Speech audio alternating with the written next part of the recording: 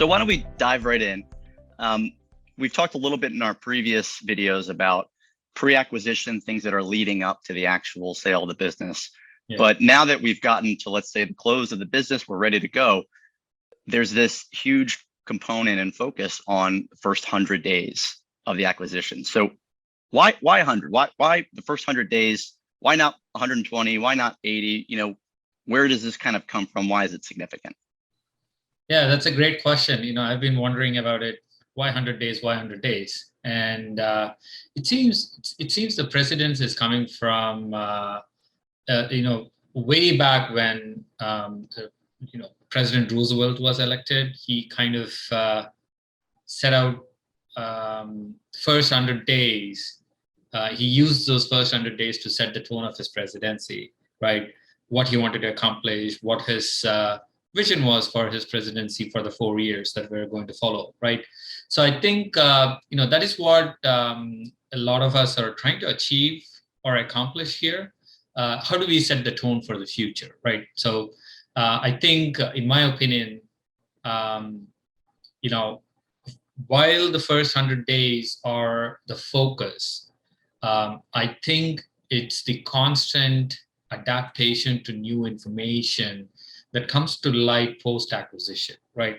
But what happens in these 100 days is what kind of gives you the ability to set the tone on how you want to take this portfolio company that you acquired to the next level, right? So I think that's where the focus on 100 days comes from, in my opinion.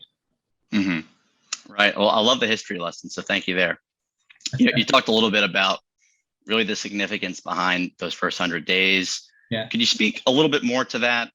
Maybe add in some components that are really popular right now, like value creation. How does all that come into play in those first 100 days? So I think, the first 100 days are really critical in aligning the business for change, right? So everything steps from that. How do you align the new company to your requirements, right? What sort of KPIs that you want to establish, that you want to track the performance against? And then it's also a people challenge where you need to really establish those strong relationships with the management, not just putting in a team, right? You obviously expect some sort of turnover, but a lot of the old management tends to continue, right? So when you acquire in the first 100 days, what you're trying to do is building that, or actually I would say forging that strong relationship with the management team to get them on board, right? I was always taught throughout my career saying, if you want to achieve something, make it their idea, right? So I think the first 100 days will really focus on building that strong relationship. At the same time, setting up those expectations on how do we align ourselves to where we want to be. I think that's at a very high level, that should be the focus in the first 100 days, if you will. Mm-hmm. Right. And I got to imagine that there are some more important focuses and priorities of the first 100 days. There's got to be some heavy lifts that really come into play. So what's important to consider in that prioritization? So, going back to what I just said, right? Strong relationships, management, the team, and then, setting up those KPIs. How do you track the performance and stuff, right? So reading between those lines, right?